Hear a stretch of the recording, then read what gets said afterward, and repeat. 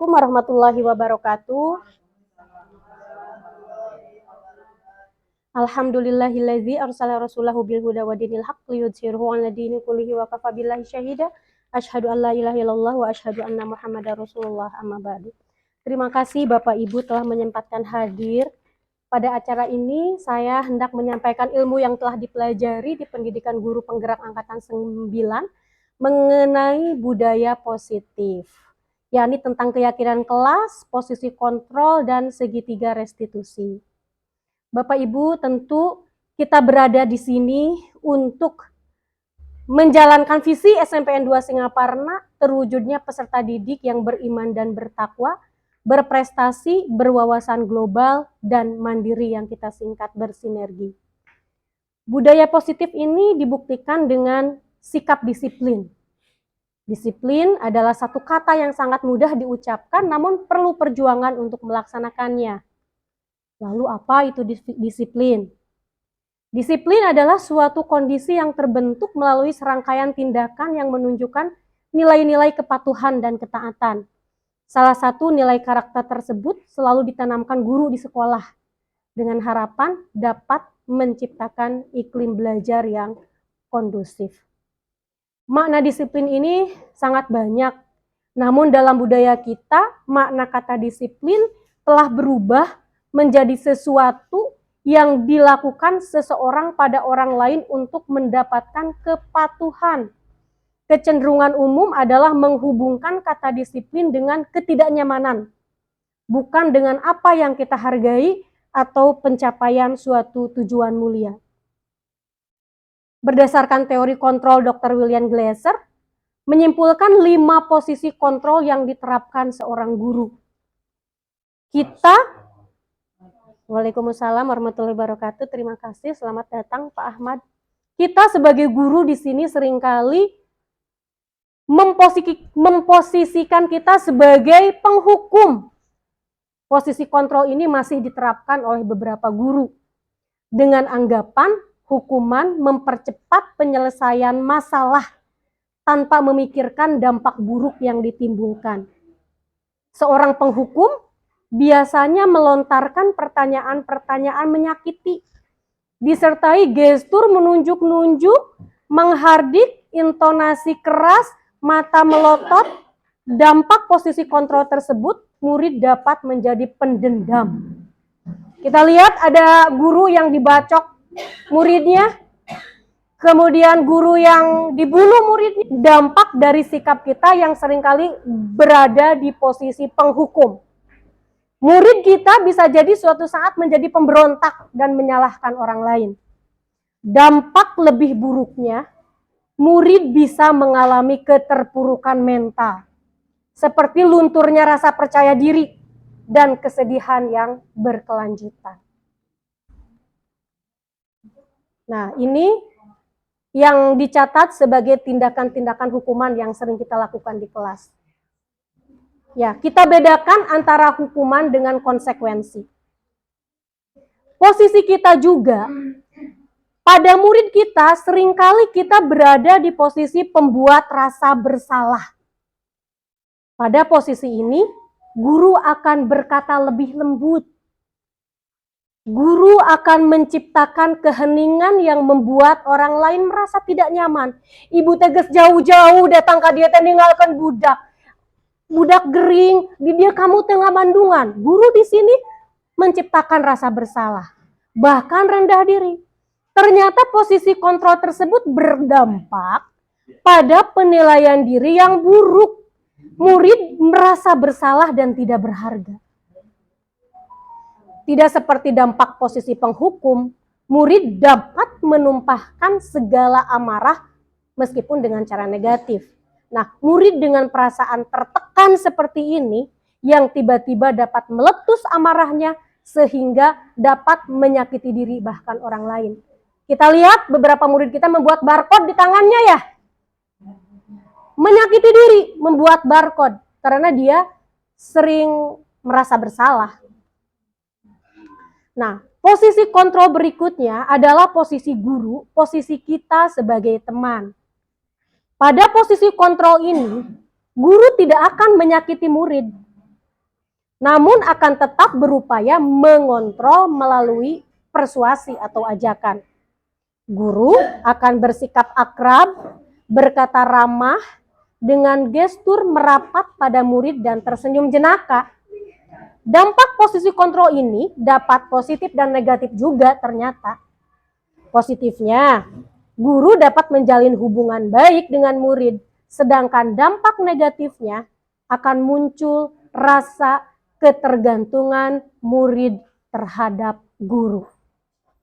Di samping itu, murid akan merasa dikecewakan apabila suatu saat guru tidak dapat membantunya. Sangat tergantung murid kita ya. Hal lain yang dapat timbul dari posisi kita sebagai teman, yakni murid akan berlaku baik hanya kepada guru tertentu dan akan berlaku semaunya jika bersama guru yang lain. Posisi kita juga di sekolah ini bisa berperan sebagai pemantau atau posisi mengawasi.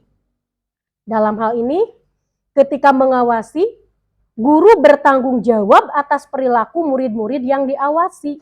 Posisi pemantau berdasarkan peraturan-peraturan dan konsekuensi. Dengan menggunakan sanksi atau konsekuensi, guru dapat memisahkan hubungan pribadi dengan murid. Posisi tersebut berawal dari teori stimulus respon yang menunjukkan tanggung jawab guru dalam mengontrol murid.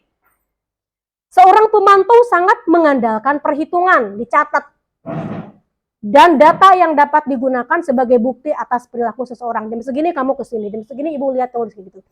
Tapi akibat dari posisi kontrol ini, murid memahami sanksi yang harus dijalankan karena telah melanggar salah satu tata tertib atau peraturan sekolah. Dan ada posisi kita yang terakhir adalah sebagai manajer. Di sini, posisi ketika guru melakukan sesuatu bersama murid, mempersilakan murid mempertanggungjawabkan perilakunya, mendukung murid agar dapat menemukan solusi atas permasalahan sendiri. Pada posisi ini, murid diajak untuk menganalisis kebutuhan sendiri maupun kebutuhan orang lain. Di sini, penekanan bukan pada kemampuan membuat konsekuensi, namun bagaimana dapat berkolaborasi dengan murid dalam memperbaiki kesalahan yang telah dilakukan.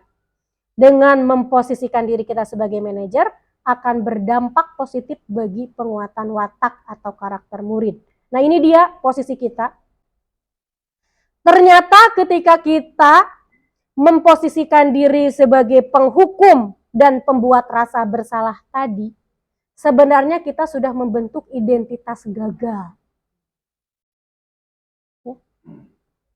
Sebagai penghukum, guru menghardik, menunjuk, marah-marah, menyakiti, menyindir.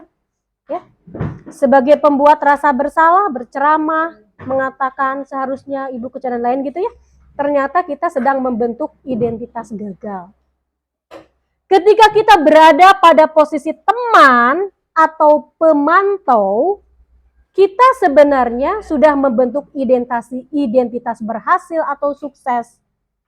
Tetapi kita mendidik anak kita mengharapkan imbalan atau membuat anak kita ketergantungan pada orang lain. Membuat anak kita berbuat jika dipantau. Ya. Nah, identitas berhasil atau sukses yang paling baik adalah kita sebagai guru memposisikan diri sebagai manajer. Dalam hal ini, kita mengajak mereka menghargai diri sendiri.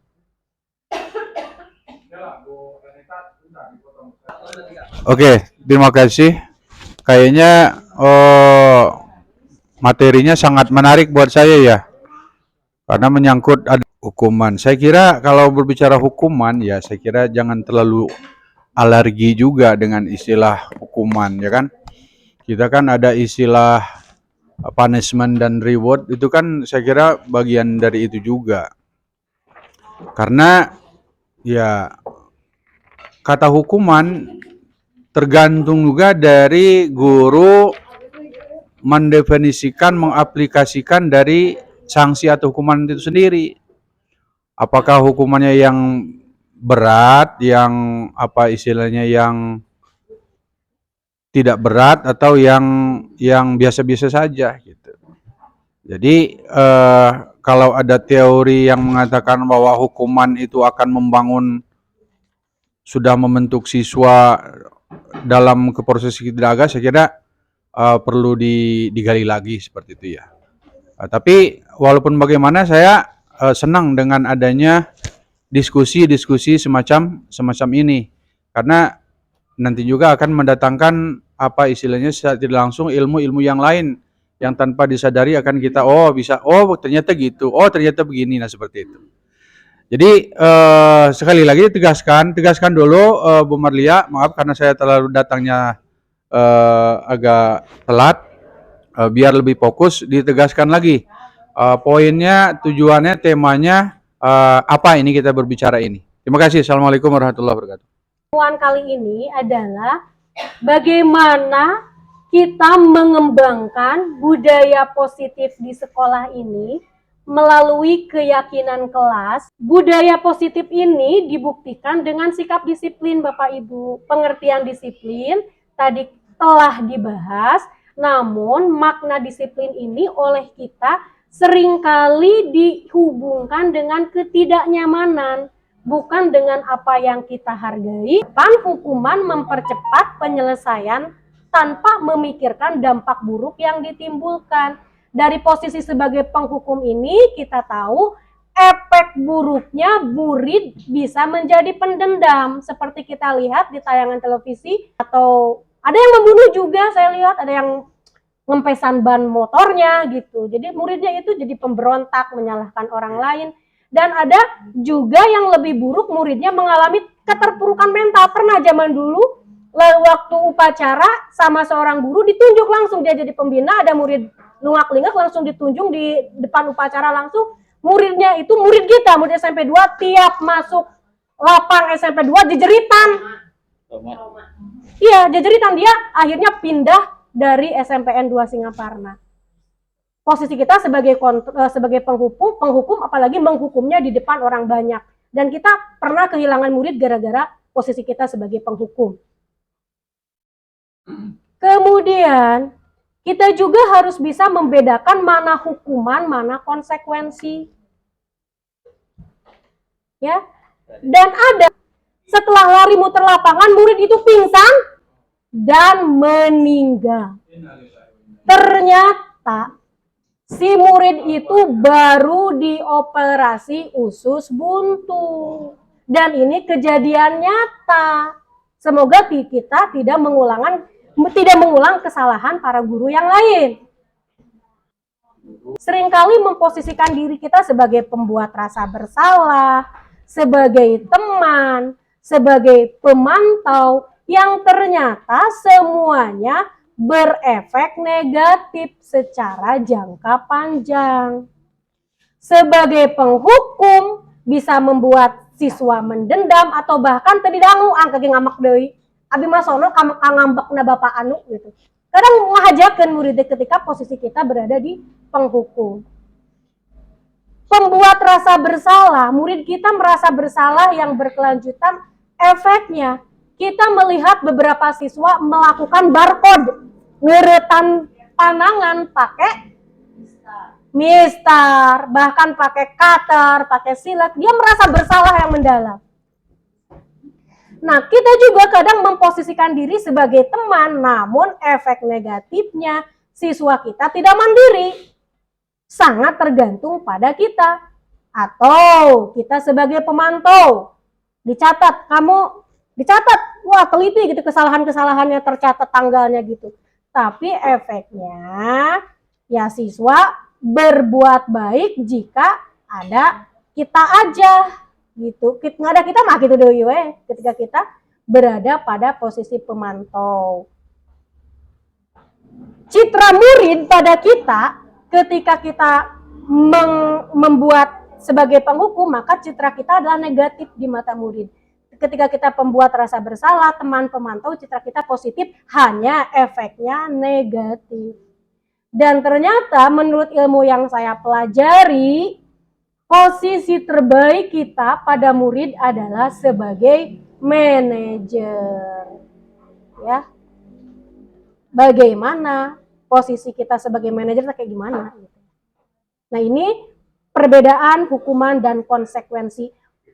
Mari kita mengalihkan kata hukuman dengan konsekuensi. Tentunya bagaimana konsekuensi ini bisa dibuat? Nah, posisi kita selama ini sebagai apa? Apa sebagai penghukum, pembuat merasa bersalah, sebagai teman, atau sebagai bagaimana segitiga restitusi ini? Langkah pertama menstabilkan identitas. Yang kedua validasi kebutuhan, dan yang ketiga menanyakan keyakinan. Nah, ternyata ada hukuman, Pak Ahmad. Pak Ahmad masih memperhatikan? Coba Pak Ahmad, mari kita. Biar lebih ini, biar lebih connect gitu dengan.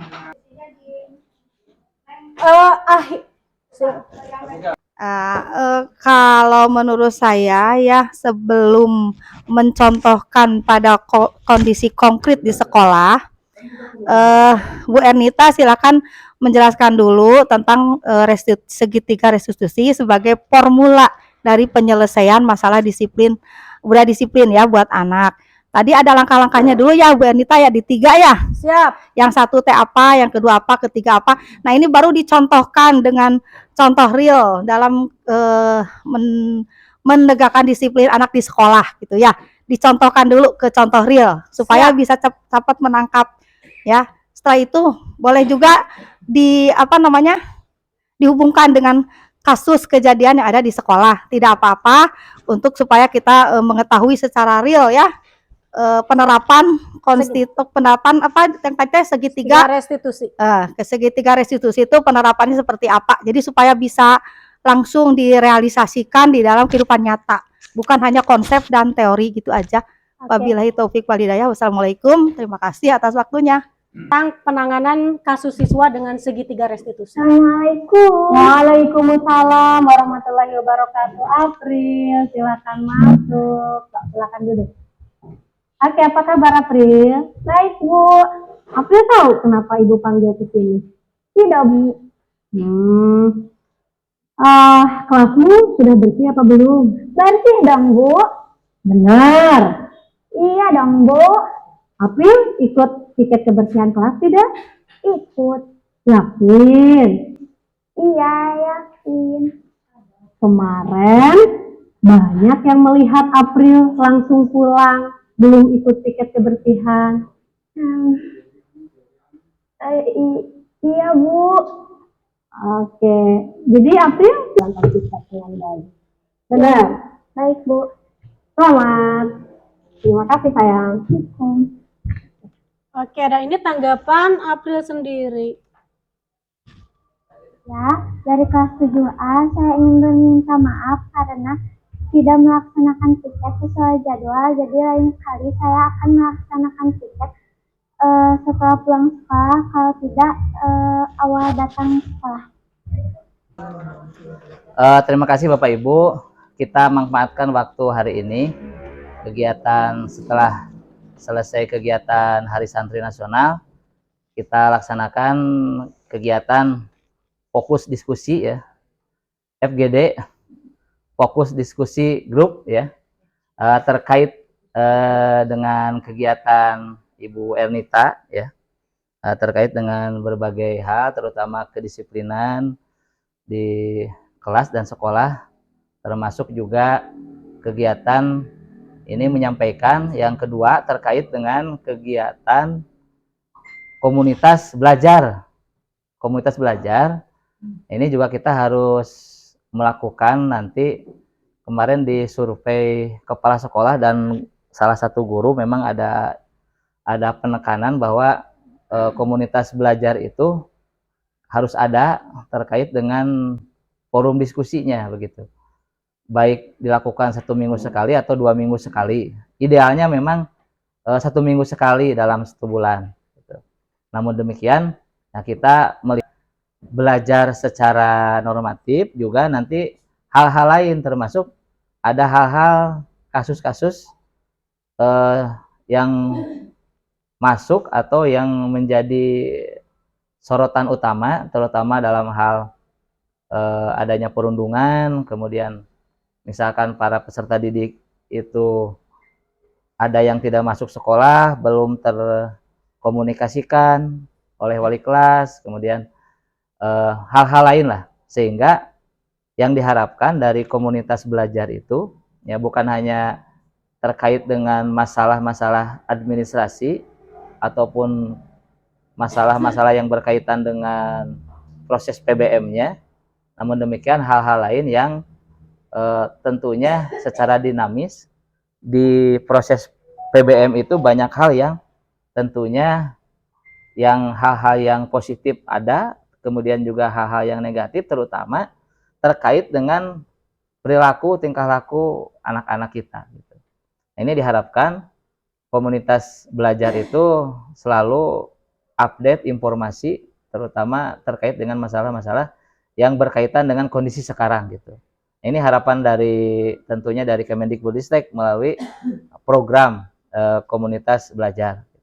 Kemudian yang kedua, menekankan lagi PMM mohon segera terus diupdate oleh Bapak Ibu guru karena sekarang sudah terlihat kemarin di Hotel Horizon itu ada komunitas penggerak pendidikan Kabupaten Tasik ya, yang dulunya diawali dengan berbagai hal dulu ya terkait dengan sekolah guru penggerak, maka sekarang ini motor dari sekolah itu motornya selain kepala sekolah adalah guru-guru penggerak plus guru-guru yang lain sama begitu. Nah, jadi komunitas belajar kemudian PMM itu harus dimotori begitu oleh guru-guru penggerak yang sudah ada di sekolah. Nah, ini harus karena update-nya akan terlihat. Misalkan SMP 2 Singaparna PMM-nya baru berapa persen terlihat Pak Wan sekarang itu. Bahkan per individualnya juga sudah terlihat seperti itu. Ya. Nah, harapan besar ini PMM kita karena ini akan melihat nanti ke rapot mutu. Kemudian yang ketiga terkait dengan ID belajar para peserta didik. Peserta didik juga sekarang harus ada dikasih waktu sampai Desember, kalau tidak salah itu ID belajarnya harus masuk semua peserta didik yang ada di kita yang aktif. Saya sudah koordinasi dengan tim dari tata usaha, sudah dibagi 3, kelas 7, 8, 9 ini harus masuk, sehingga di bulan Januari itu semuanya sudah update ID belajarnya, sehingga kita ketika nanti diproses di Kemendikbud kemudian di Provinsi Jawa Barat, Kabupaten Tasik, kita sudah tidak lagi terus-terusan di absen, belum masuk semuanya seperti itu. Yang terakhir, terima kasih kepada Bapak Ibu yang sudah melaksanakan kegiatan Hari Santri Nasional, walaupun ada yang mendadak begitu ya, karena sedianya kemarin itu udah fix, saya dengan Pak Kepala SMP 1 itu akan ada perwakilan saja 20 orang siswa dan juga guru mungkin dibatasi 5 gitu. Tapi kemarin tadi pagi-pagi berkomunikasi dengan Pak Camat menginginkan adanya peserta yang lebih banyak begitu. Kemarin tidak ada jadwal untuk pawai gitu. Langsung saja ke sana. Tiba-tiba ya pagi-pagi sudah ada informasi seperti itu. Makanya yang paling dekat kita begitu. SMP Singaparna tidak mungkin. Ya, tidak mungkin mengeluarkan semuanya, repot begitu. Lebih besar lagi gitu. Jadi wayahna we cenah nu caket we SMP 2 ya, bisa saya sampaikan. Terima kasih. Dilanjut oleh Ibu Ernita. Wassalamualaikum warahmatullahi wabarakatuh. Waalaikumsalam warahmatullahi wabarakatuh. Punten Bapak untuk pencerahannya pada kami dan informasinya. Siswa yang takut tenangkan dulu. Ini untuk membuat anak yang merasa gagal karena berbuat salah menjadi positif terhadap dirinya. Dengan cara apa ya Kak? Berbuat Bapak atau Ibu tidak tertarik untuk mencari tahu siapa yang benar, siapa yang salah. Bapak atau Ibu lebih tertarik untuk menyelesaikan masalah ini? Kalau kamu menyalahkan dirimu sendiri terus, apakah kamu bersikap baik pada dirimu sendiri? Kemudian setelah menstabilkan identitas, setelah kita membuat siswa kita tenang, mau menerima apa masukan, baru kita validasi kebutuhan. Jadi kamu atau kamu boleh tetap berusaha menjaga sikap itu, tapi tambahkan sikap lain yang baru yang lebih baik. Atau maukah kamu belajar cara lain untuk mendapat yang kamu butuhkan tanpa harus memukul?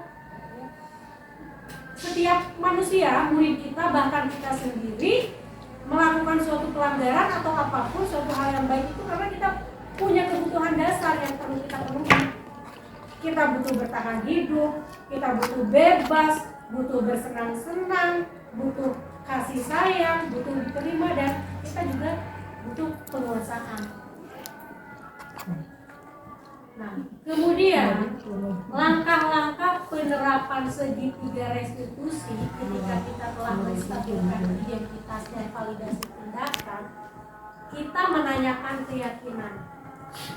Anak melihat kesalahannya ini dihubungkan dengan norma sosial dan nilai-nilai yang berdasari manusia berinteraksi dengan orang lain.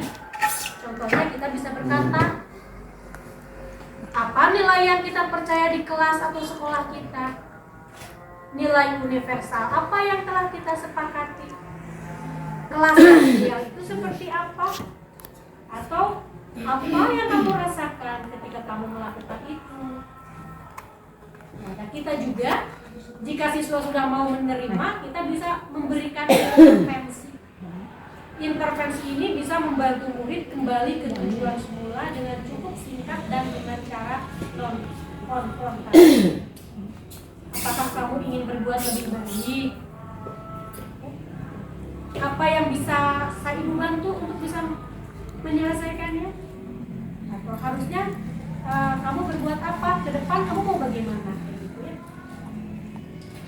Apa yang kamu inginkan? Peraturannya apa?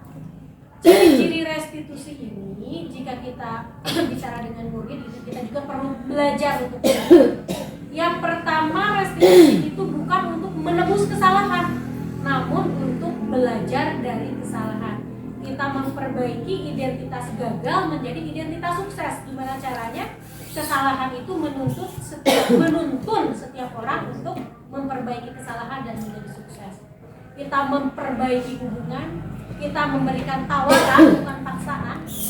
Nah, restitusi ini menuntut untuk melihat ke dalam diri. Restitusi mencari kebutuhan dasar yang mendasari tindakan. Oh boleh, kamu seneng ya itu melihat teman kamu jatuh, lalu kamu ketawa-ketawa, gitu. Ada kesenangan, tapi kita arahkan kesenangan yang bagaimana, yang tidak merugikan sendiri sebagai nilai kebajikan universal. Yang paling tingginya adalah keyakinan. Dan penting di sini secara sederhana kita membuat keyakinan di tiap kelas. Keyakinan kelas adalah langkah awal dalam menghidupkan budaya positif di lingkungan sekolah. Seorang guru harus menuntun murid agar dapat menjalankan keyakinan kelas yang sudah disepakati bersama. Keyakinan kelas sangat berguna dalam menuntun murid agar memiliki karakter disiplin, mandiri, dan bertanggung jawab. Nanti setiap ada pelanggaran kita hubungkan dengan keyakinan. Keyakinan kelas ya, makanya saya melihat alhamdulillah di beberapa kelas sudah ada keyakinan kelas, di beberapa kelas lagi. Tetapi mengapa tidak peraturan kelas saja? Mengapa harus keyakinan kelas?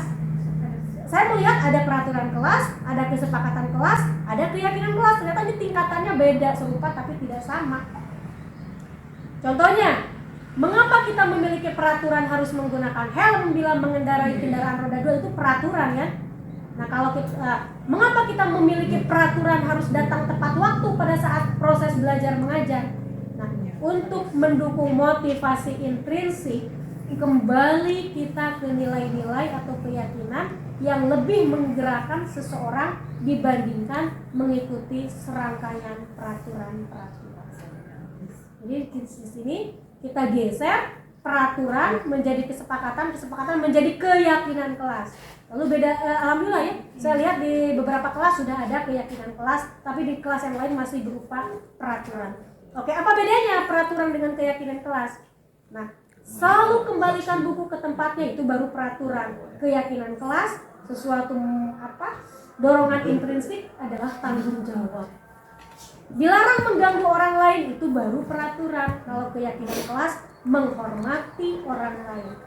Hadir di sekolah sebelum pembelajaran dimulai, itu baru peraturan. Keyakinan kelasnya menghormati orang lain, berkomitmen, ya. Dilarang melakukan bullying atau kekerasan, itu baru peraturan. Keyakinan kelasnya adalah keselamatan, menghormati orang lain. Jadi ada nilai kebajikan universal yang kita junjung.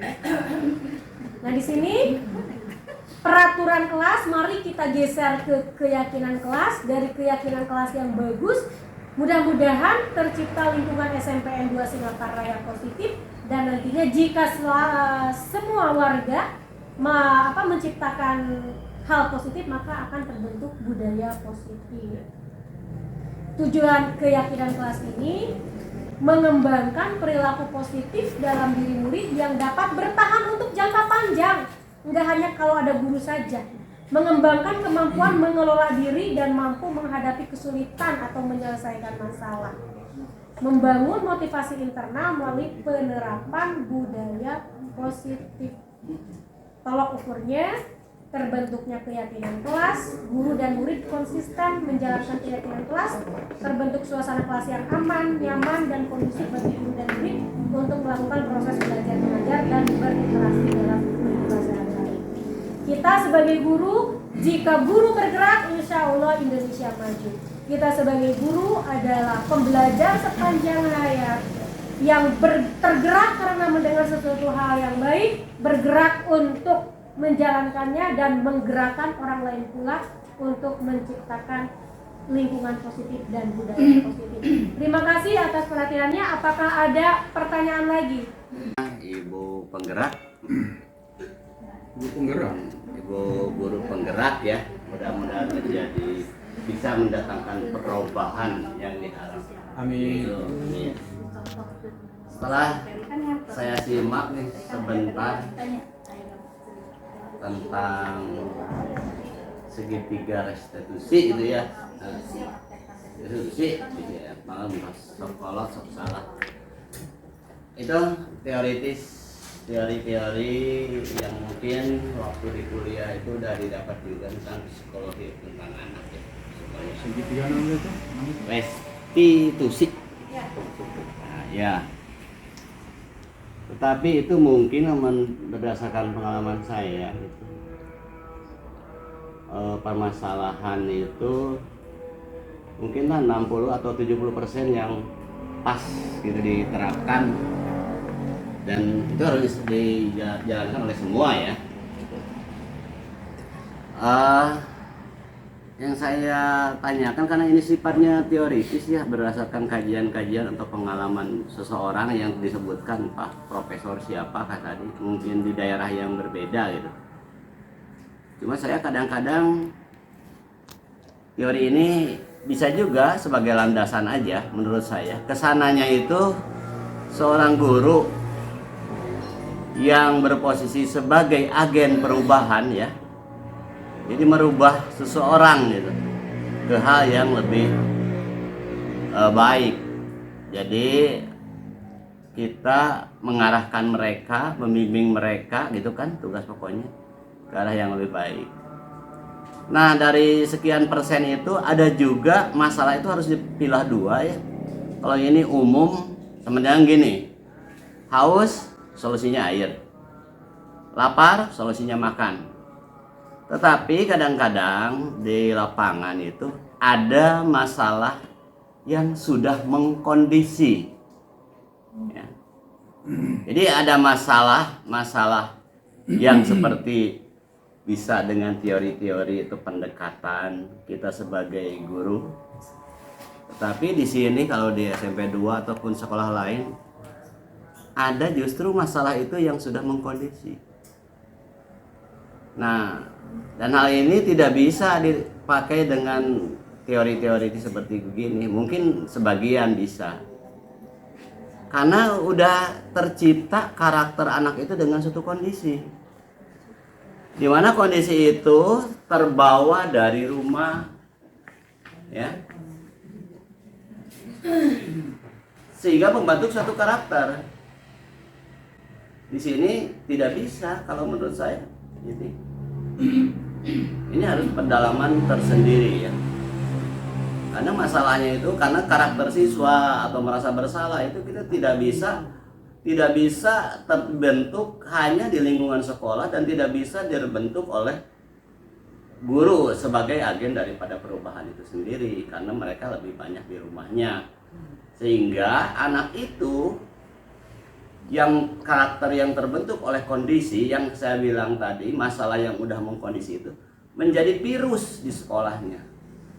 Nah, ini mungkin memerlukan apa yang dikatakan keterampilan proses dari seorang agen perubahan. Maksudnya begini, ambil poin-poinnya yang dari restitusi itu dan untuk dikembangkan hal-hal yang harus kita buat sendiri cara solusinya itu. Nah, ini yang susah diatasi. Ya kalau seperti yang diterangkan Bu Ernita, itu masalah-masalah yang umum lah.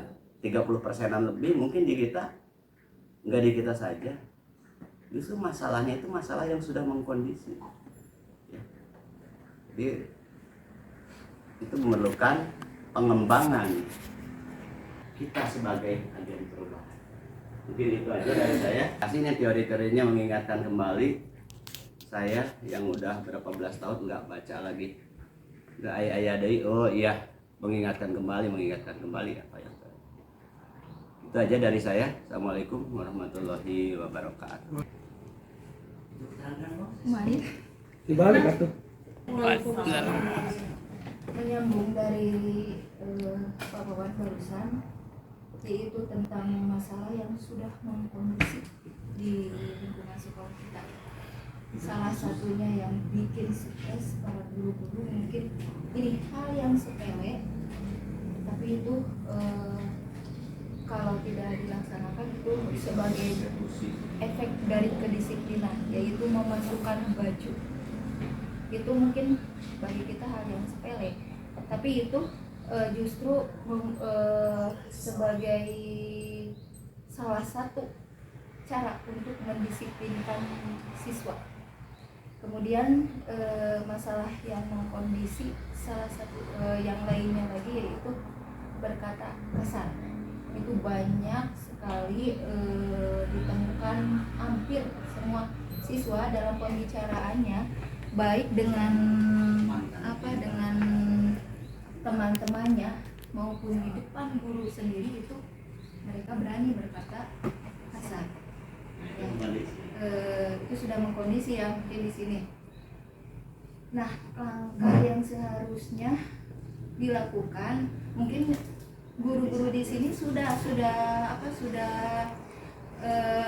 membuat solusinya sendiri, apakah itu dengan contohnya dengan menyuruh anak, cobalah nak masukkan baju ke dalam.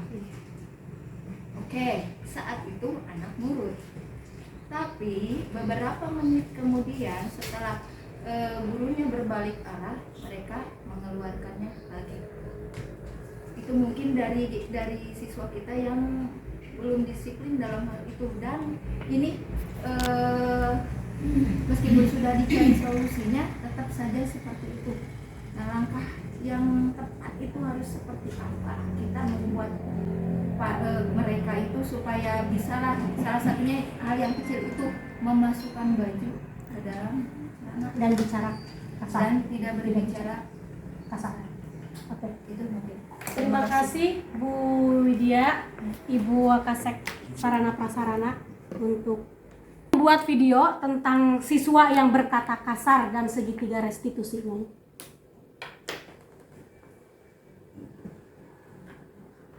Oke, Alisa silakan masuk.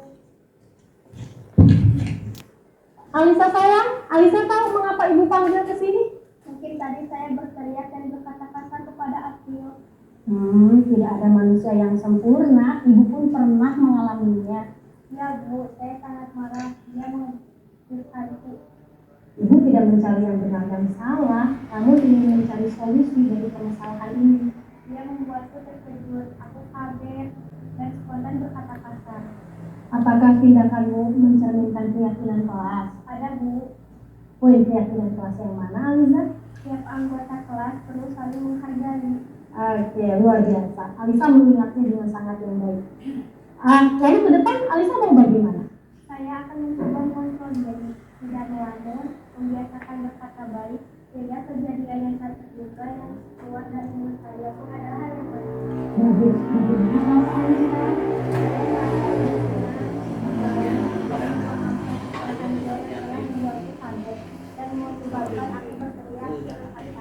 Alhamdulillah.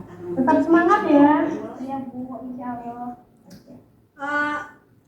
Oke, kita lihat apa tanggapan yang bersangkutan setelah dipanggil. Dari kelas 7A, Alhamdulillah Bu Ernita membantu saya untuk tetap bersikap baik dan berkata baik.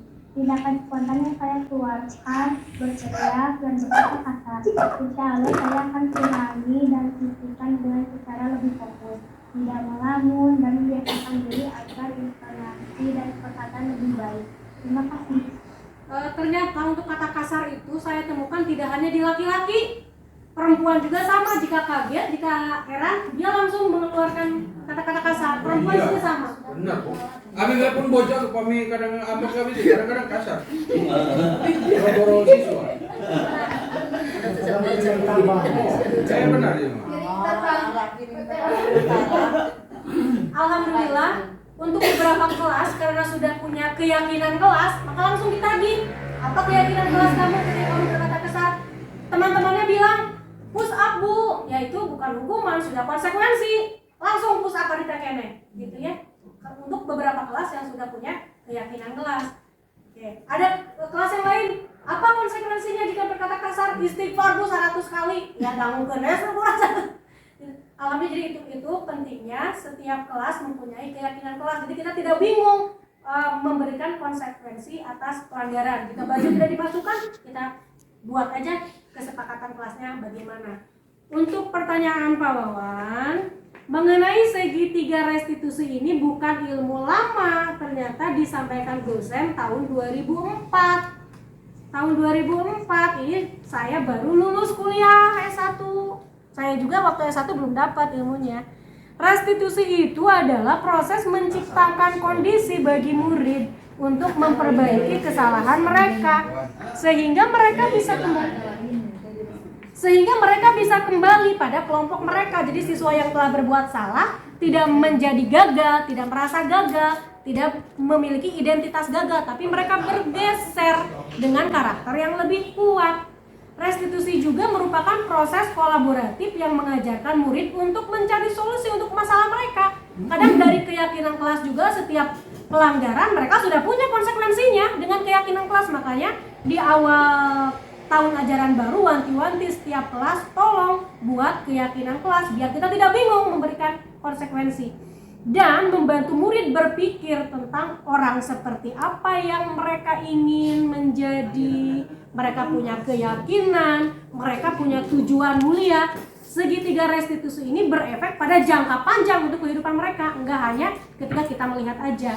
Dan bagaimana mereka harus memperlakukan diri dan juga orang lain. Ini tahun 2004. Ilmu memang terus-terusan berkembang, makanya jangan aneh ketika kita ilmu ini ada loh tahun segini, tapi dikembangkan terus dan terus dan terus untuk Psikologi perbaikan. pendidikan terus kan? Ya, bukan saya ini teori ilmu baru, bukan. Mengingatkan, saya justru berterima kasih. Itu ada dalam psikologi pendidikan, cuma halamannya berapa, penelitinya siapa, udah lupa lagi gitu. Itu menuntut kepada guru untuk akhirnya itu guru itu kan dari diajarkan dari beberapa teori tentang pendidikan, beberapa teori tentang misalkan teknis, di beberapa teori tentang ilmu-ilmu apa yang macam-macam. Akhirnya pada kompetensi pengembangan diri pribadi. Itu yang dikatakan keterampilan proses. Jadi ini dasarnya aja. Kalau menurut saya nggak ada yang kalau macam seperti mendidik anak tidak ada teorinya itu. Bagaimana itu kita berkembang terhadap kondisi sosial yang ada gitu. Karena kondisi-kondisi apalagi masalah sosialisasi lah, kalau masalah nilai kan. Ini kan kita berbicara nilai. Itu masalah sosialisasi. Kompleks sekali itu. Jadi keterampilannya itu keterampilan proses. Apa? Kita menanggapi fenomena yang ada. Fenomena yang apa? Yang sosial itu kompleks. Misalkan gini, kita ajarin di sini masalah sembahyang. Kecuali dengan pembiasaan lah, itu pun harap-harap pembiasaan. Kalau di rumahnya sendiri bangun jam sekian, kan itu kondisi namanya. Nah, bagaimana kita cara menanggapi masalah yang mengkondisi? Itu saya bilang tadi, bagaimana kita mengembangkan pola pikir kita. Proses menanggapi suatu fenomena sosial yang ada gitu. Jadi nggak ada teorinya, nggak ada menurut saya gitu. Pengen gitu di ibu. Bukan baru lahir, tapi murid yang telah melihat banyak, telah mendengar banyak, dan telah melakukan banyak, yang perbuatan yang banyak itu dia ulang terus menerus sehingga menjadi kebiasaan. Kebiasaannya itu dia ulang sehingga menjadi adat, adatnya dia ulang sehingga menjadi karakter yang tadi katanya sudah terkondisikan menjadi susah untuk diubah. Namun suatu hal yang susah ini bukan berarti tidak mungkin. Alhamdulillah di kita sudah berdiri Bapak bimbingan penyuluhan yang sudah tahu ilmunya pasti tentang bagaimana mendisiplinkan anak. Mungkin kita tanya saja langsung ke Bapak BP tentang pendisiplinan anak atau membudayakan budaya positif di sekolah. Bagaimana Bapak? Disiplin itu tidak hanya pada murid, pun diri kita sendiri sedang belajar sepanjang hayat untuk disiplin. Karena disiplina memang berasal dari bahasa Latin yang memang artinya adalah belajar. Jadi tidak hanya pada murid, kita juga sebagai guru adalah manusia pembelajar sepanjang hayat. Tentang disiplin ini ada teorinya. Teori ini ada dari Socrates, dari Plato, Nabi Muhammad juga. Saya pernah membaca buku Muhammad sebagai guru. Ya, ada banyak teori-teori tentang ya.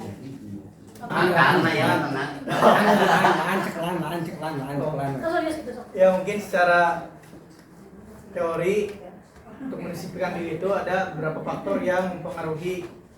Salah satunya ada faktor internal dan eksternal, dan juga sesuai dengan buku Prof. Samsu, ada dikatakan dukungan sistem, yaitu dukungan di mana antara satu guru dengan yang lainnya seperti wali kelas dan guru dan lainnya. Kedisiplinan ini kembali lagi ke self awareness diri sendiri itu siswa. Ketika siswa itu mempunyai kesadaran diri, ketika kita ingatkan sebagai guru, maka dia akan nurut gitu. Nah, jadi harus ada timbulnya kesadaran diri dulu dari diri siswa tersebut. Maksudnya harus ada kesadaran diri yang utuh, secara utuh. Jadi kita harus mengarahkan anak itu agar supaya mengenal dirinya sendiri terlebih dahulu. Upami saur pahaman tiama murid teh diajarkeun saat canyiwit batur ciwit heula diri sorangan. Tah kitu painten. Tah selanjutnya kita harus lebih mengajarkan kepada self regulation ataupun self control. Ketika seseorang siswa mempunyai self control yang baik, maka siswa tidak akan pernah melakukan hal-hal yang tidak diinginkan, hal negatif seperti itu. Adapun beberapa pendekatan mungkin kalau di BK banyak ya Bu ya, kalau pendekatannya kayak solution focus brief therapy, ada kognitif terapi, hipnoterapi, banyak lah ya Bu ya, disesuaikan dengan keadaan siswa tersebut gitu, kedisiplinannya seperti apa gitu. Asalkan kita sebagai guru harus bisa reflection to meaning dan reflection to feeling terhadap siswa ya. Terima kasih Ibu-ibu, segitu pun Ibu. Assalamualaikum warahmatullahi wabarakatuh. Terima kasih. Ya, Bu. Padat, mantap, bersisi, berbobot. Self awareness. Bagus sih. Berarti mana kuliah sia-sia aja. Oke. Teori tentang disiplin positif ini sangat banyak ya, bukan tidak ada. Kita sebagai guru, insya Allah ada arah yang bisa menuntun kita untuk menjadi guru yang baik, menjadi disiplin positif yang baik. Itu buku-bukunya sangat banyak, ilmunya sangat banyak, tinggal mau kita menggali saja. Dan insya Allah ini semua akan sangat lancar jika kita bergerak bersama-sama menuju visi yang sama, tujuan yang sama. Sampai sini, sebelum ditutup ada tanggapan? Oke, Pak. Terima kasih kepada Ibu Mentor ya yang telah memberikan waktu untuk mengajukan pertanyaan atau tanggapan. Dalam kesempatan ini saya bertindak sebagai pengamat dulu ya. Selama saya mengamati anak-anak khususnya dalam kedisiplinan di sekolah kita, kenapa kata Ibu tadi kesalahan itu selalu berulang. Mungkin menurut pengamatan kami karena kurangnya atau tidak ada tindak lanjutnya Bu dari kesalahan tersebut. Sebagai contoh yang hal-hal yang kecil ya, anak yang sering kesiangan, anak itu terus yang kesiangan itu, terus yang kesiangan di upacara, anak itu terus. Mungkin karena tidak ada tindak lanjutnya, tidak sampai finishing. Mungkin ini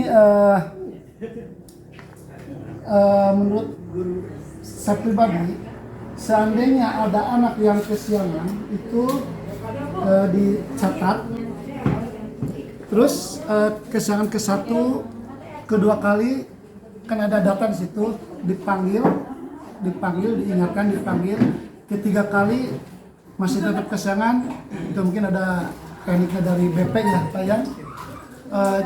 Jangan sampai anak itu kesiangan kemarin juga cuma ngambil sampah, tidak ada tindak lanjutnya, udah besok mau daripada berdiri lama upacara mending ngambil sampah aja gitu kan. Mungkin dari hal tersebut itu mungkin karena anak merasa tidak ada kelanjutannya dari lingkungan tersebut.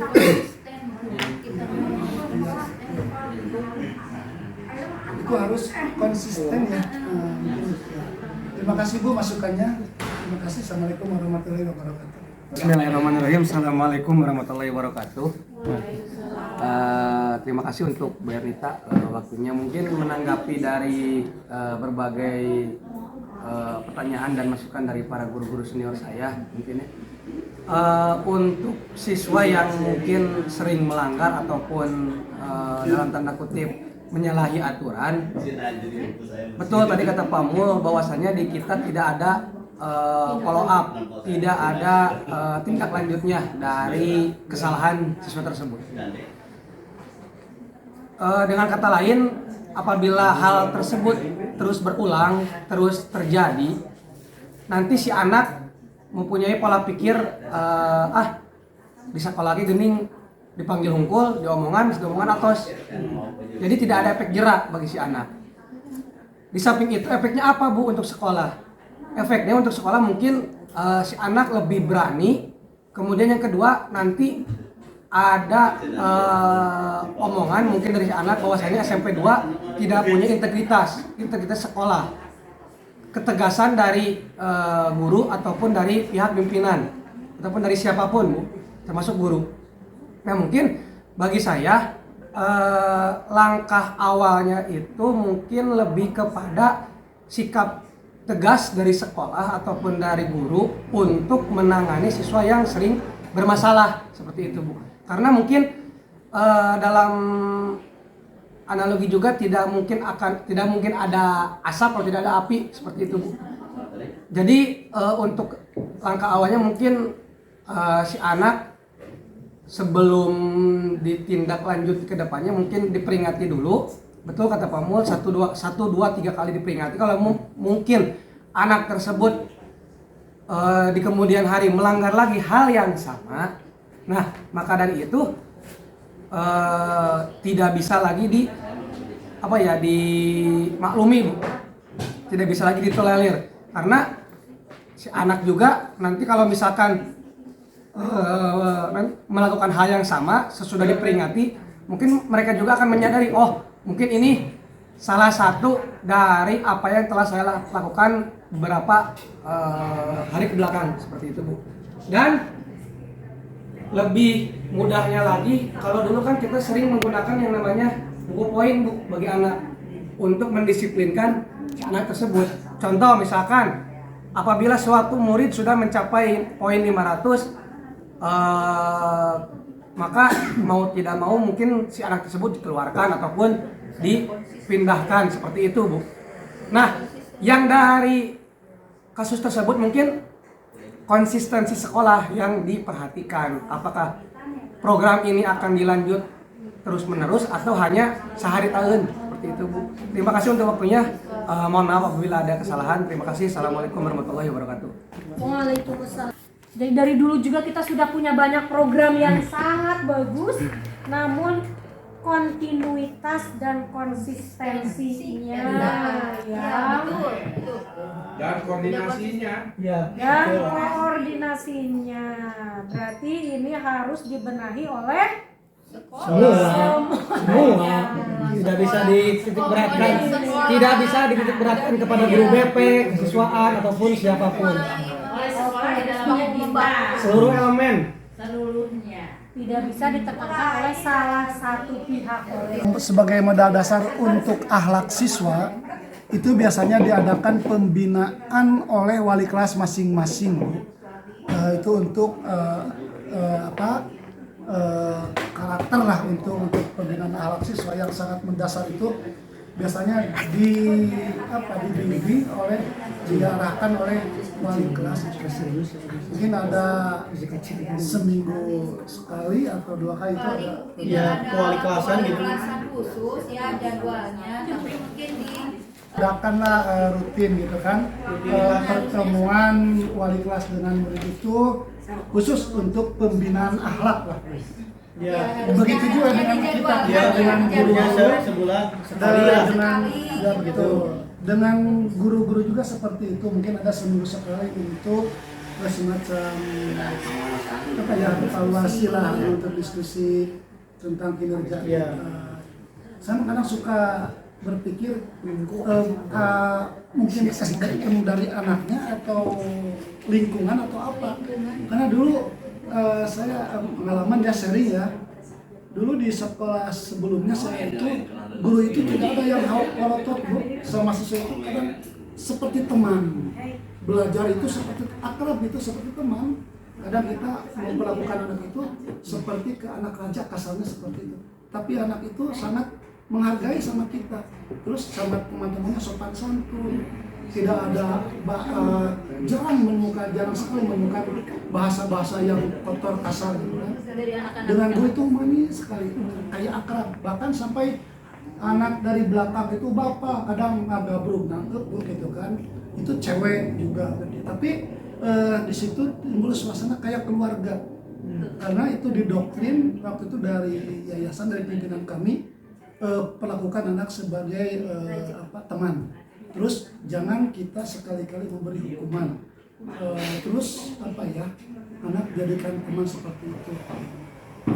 Dan banyak hal-hal yang membuat bentuk kondusif di sekolah.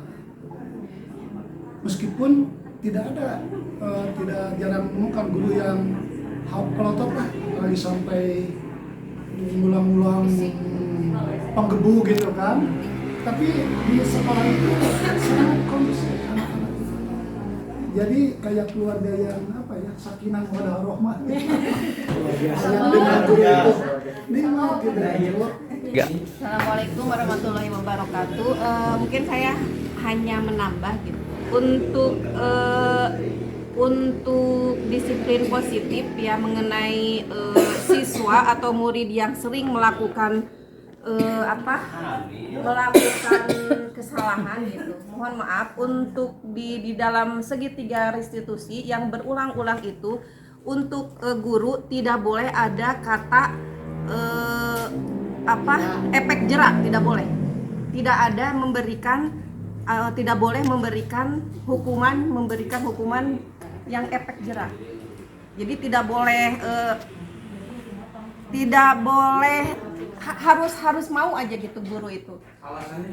Dikarenakan ya untuk yang disebut efek jerah itu kan berarti pemaksaan ya. Jadi kalau di dalam segitiga restitusi itu dasar sadarnya itu harus dari siswa sendiri. Jadi harus ada dari siswa sendiri. Jadi mohon itu. Jadi kalau misalnya kalau siswa mengulang-ulang terus, kita juga harus terus aja memberikan pandangan, memberikan segitiga restitusi itu sampai siswa itu atau murid itu sadar sendiri. Seperti itu. Jadi untuk hukuman efek jerah itu tidak boleh. Maksudnya jangan sampai memberikan kata efek jerah. Itu dengan seperti tadi contoh yang Ibu Ernita pertama kali menyebutkan bahwa lagi upacara akhirnya ini dan akhirnya pindah. Nah itu efek jerah yang akan siswa itu negatif gitu. Akhirnya itu mengambil keputusan yang tidak baik seperti itu. Jadi kita mah sebagai guru harus sabar memberikan wejangan-wejangan, masukan-masukan sehingga murid itu sadarnya dari sendiri. Jangan sampai marah. Tidak boleh marah. Walaupun saya sendiri gitu ya. Saya sendiri itu tidak bisa sesabar itu gitu. Nah, makanya tidak boleh ada kata efek jerah untuk siswa. Jadi kita harus sayanya dulu aja gitu gurunya yang harus sabar. Itu tambahannya itu tambahannya mungkin. Terima kasih. Assalamualaikum warahmatullahi wabarakatuh. Alhamdulillah atas masukannya. Yang saya pikir juga barusan yang dinyatakan Bu Marlia, saya pikir sudah merupakan kesimpulan dari diskusi kita kali ini bahwa kita nggak boleh jerah dalam mendidik anak kita ya. Oke. Kemudian untuk tindak lanjut yang tadi dituntut oleh semuanya agar budaya positif di sekolah kita terus berkembang. Kata Pak Ahmad tadi kita kurang koordinasi, maka mari kita sekarang berkoordinasi. Kemudian kata Bu Widya juga kurang kontinuitas, mari kita berkontinu dan berkonsisten. Mangga, karena tuntutan juga kita harus punya komunitas belajar. Tiap hari berapa kali pertemuan kita akan konsolidasi untuk budaya positif di sekolah. Karena kita juga dituntut untuk punya komunitas belajar di sekolah. Oke, mau dicanangkan hari apa? Komunitas belajar untuk konsolidasi, koordinasi, kontinuitas, dan konsistensi sekolah agar kita bergerak bersama mencapai visi. Kira-kira mau berapa bulan sekali, berapa minggu sekali, kita cadangkan. Sambil menunggu pulang absen. Mau tiap hari? Kalau ada waktu yang rineng mah hari Jumat, itu ada rineng waktunya bisa Jumat Hari non Jumat. Ya untuk komunitas belajar yang disarankan mungkin karena kesibukan beda-beda jadwal ya, kemudian ya terutama kesibukan tiap orang yang berbeda-beda, itu kita ambil waktu yang rineng aja ya Bu. Kalau hari Senin bagaimana pulang sekolah langsung sambil nunggu sadasbor? Hari Senin Jadi kan hari Senin saya lihat ya hari Senin itu pulang sekolah langsung sambil nunggu sadasbor. Lanjut tindak lanjutnya, insya Allah untuk membentuk komunitas belajar juga kita adakan pertemuan untuk koordinasi, kontinuitas, dan konsistensi setiap hari Senin bel pulang sampai menunggu sadasbor. Bisa dipahami? Setiap hari Senin, jadi seminggu sekali, sepekan sekali. Udah, insyaallah. Sesuainya. Terima kasih atas kehadiran semuanya, atas waktunya semuanya. Semoga kita tetap bersinergi. Subhanakallahumma wa bihamdika asyhadu an la ilaha illa anta astaghfiruka wa atubu ilaik. Wassalamualaikum warahmatullahi wabarakatuh. Terkait dengan budaya positif di sekolah, tentunya di SMP Negeri Sempurna alhamdulillah secara bertahap sudah dilakukan oleh Bapak dan Ibu guru terkait dengan yang pertama posisi kontrol dari Bapak dan Ibu guru tenaga pendidik di setiap kelas melalui proses PBM itu kontrol di sana maksudnya terus melihat, mengawasi dan tentunya tetap posisi peserta didik diberikan keleluasaan untuk pembelajaran yang lebih efektif, nyaman, kemudian menyenangkan, tetapi tetap Bapak Ibu guru mengawasi bila terjadi tentunya hal-hal yang di luar keinginan dari proses belajar seperti itu. Misalkan anak-anak kalau tidak diawasi kan tentunya anak-anak tidak terfokus ke proses PBM.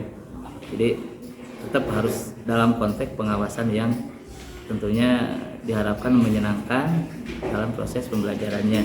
Kemudian yang kedua, segitiga restitusi itu artinya bahwa konsep yang ada di kurikulum Merdeka itu harus lebih memberikan kenyamanan, ketenangan, ketertiban di proses PBM. Anak diberikan kesempatan untuk menyampaikan ide, gagasan, kemudian pertanyaan, jawaban. Jadi itu diberikan keleluasaan untuk kegiatan proses PBM. Kemudian yang ketiga, keyakinan kelas di sana bahwa anak-anak mulai dari awal proses PBM itu ada semacam antara Bapak Ibu guru tenaga pendidik dan peserta didik, tentunya ada kesepakatan kelas, terutama hal-hal yang sifatnya positif gitu. Sehingga anak lebih meyakini bahwa proses PBM ini akan berjalan sesuai dengan tupoksi kerja masing-masing begitu. Peserta didik, Bapak Ibu guru tenaga pendidik itu saling berkolaborasi gitu. Itu mudah-mudahan kegiatan ini terus berjalan bertahap dilaksanakan sehingga di sekolah kami hal-hal seperti ini sudah menjadi sebuah kebiasaan dan tidak serta-merta tentunya bagus langsung, tapi ada proses gitu. Itu mungkin terkait dengan hal-hal yang sudah saya sampaikan tadi. Mudah-mudahan di SMP Negeri 2 Singaparna bisa berjalan lancar. Kemudian kurikulum Merdeka dari tahun ini kemudian tahun depan lebih meningkat lagi proses PBM-nya yang lebih menyenangkan dan diharapkan oleh semua pihak. Terima kasih. Assalamualaikum warahmatullahi wabarakatuh. Assalamualaikum warahmatullahi wabarakatuh. Terima kasih kepada Ibu Ernita sebagai CGP Angkatan 9. Kemarin telah melaksanakan sosialisasi mengenai budaya positif. Mengenai budaya positif yang ada di SMP Negeri 2 Singaparna ini dari dulu sudah mulai dilaksanakan. Mungkin dengan sosialisasi dari Ibu Ernita ada metode-metode yang baru yang khusus disampaikan oleh Ibu Ernita mengenai budaya positif. Kami sebagai rekan dari Bu Ernita sangat dapat mendapatkan manfaat yang baik, yang banyak dari ilmu yang disampaikan oleh Bu Ernita. Mudah-mudahan dengan adanya CGP seperti Ibu Ernita, sekolah kami SMP Negeri 2 Singaparna akan lebih maju lagi dan dapat melaksanakan budaya positif dengan baik sehingga mobilitas atau kegiatan yang ada di SMP Negeri 2 Singaparna ini lebih sempurna. Terima kasih, mudah-mudahan Bu Ernita tetap semangat. Assalamualaikum warahmatullahi wabarakatuh. Bu Ernita telah menyuruh kami untuk membuat kesepakatan kelas sehingga kelas menjadi kondusif dan teratur. Dan kita menjadi mandiri dan kita pun bertanggung jawab untuk menjaga kelas ini. Dan kelas ini pun menjadi kelas yang terbaik dan terbersih.